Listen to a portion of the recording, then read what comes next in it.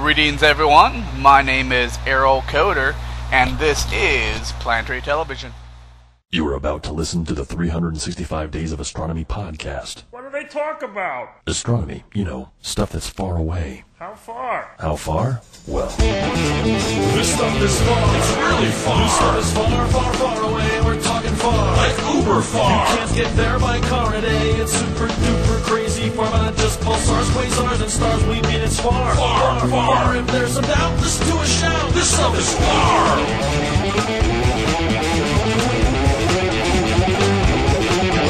the IYA 365 Days of Astronomy podcast starts now.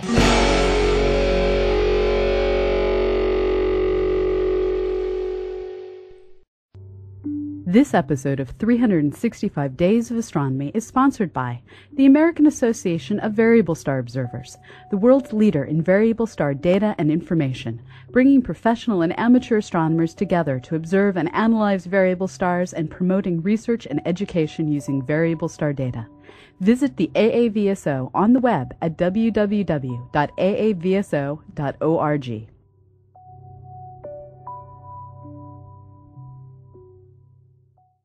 You are about to listen to the 365 Days of Astronomy podcast. What do they talk about? Astronomy, you know, stuff that's far away. How far? How far? Well, this stuff is far. Hi, this is Carolyn Petersen, the space writer, and I want to talk about Mars. You've probably heard that Mars is going to be as big as the full moon this month. That's not true, of course. If Mars were as big as the full moon, it would have to be incredibly close to Earth. If it was, we'd have big problems because Earth's orbit would be changed by the gravitational influence of Mars being so close. And we'd be experiencing tidal forces on our planet that could rip it apart. But that's not happening, and it's not going to, despite what you hear or see on the internet or the web. So, if you see that Mars full moon hoax thing pop up in your mailbox, don't even bother to read it. Just send it to the Bitbucket. This Mars as big as the full moon hoax, and that's what it is, a hoax, shows up every year. People who don't know any better forward the story along to other people who don't know any better, and the next thing you know, we have a wild internet rumor without any factual basis.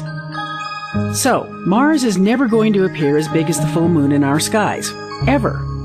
It's just too far away to look like anything more than a bright point of light in the sky. For the record, the moon is just over 383,000 kilometers from Earth, while Mars can be as much as 400 million kilometers from Earth at one point in its orbit, and around 57 million at its closest. That's quite a big difference. It means that the moon appears big and bright, and Mars will be a point of light. Mars is starting to look quite nice in our evening skies just after sunset this month. On October 30th this year, Mars and Earth will be at their closest distances from each other.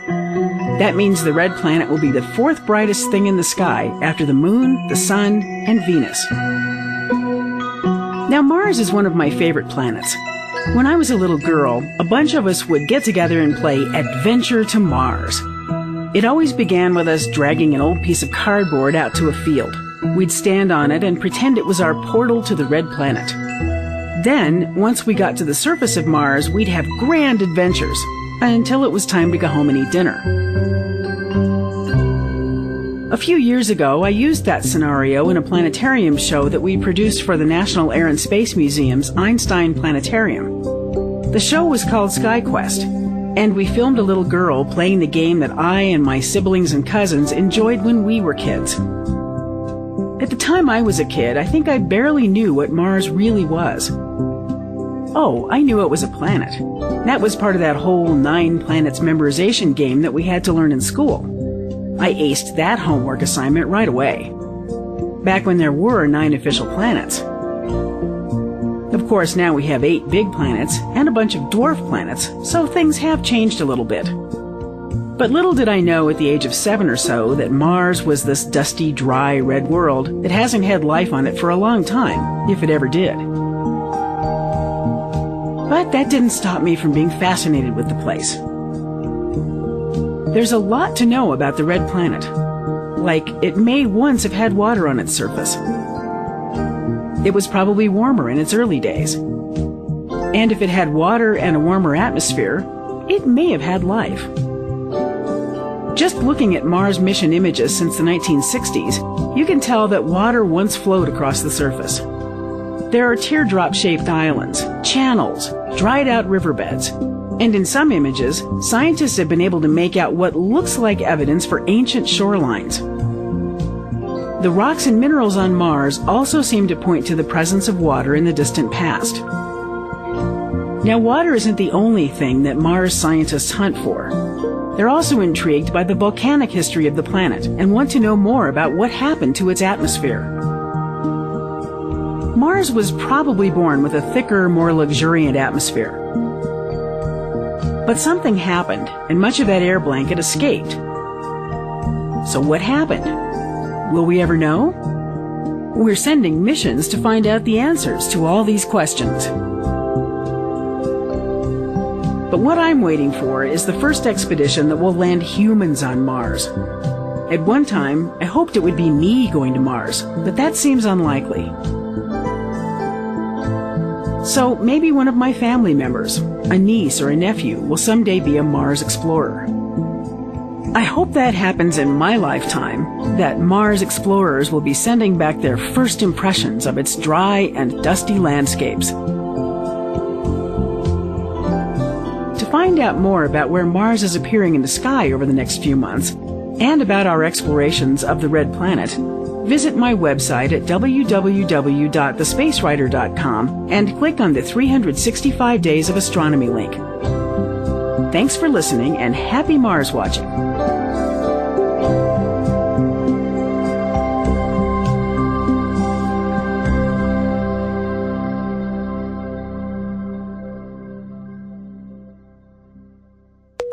You are listening to the IYA 365 Days of Astronomy podcast.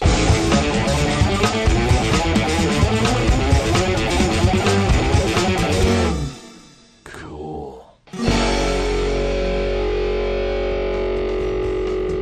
The 365 Days of Astronomy podcast is produced by Astrosphere New Media Association. Audio post-production by Preston Gibson. Bandwidth donated by Libsyn.com and Wizard Media. Web design by Clockwork Active Media Systems. You may reproduce and distribute this audio for non-commercial purposes. Please consider supporting the podcast with a few dollars or euros. Visit us on the web at 365daysofastronomy.org or email us at info@365daysofastronomy.org. Until tomorrow, goodbye.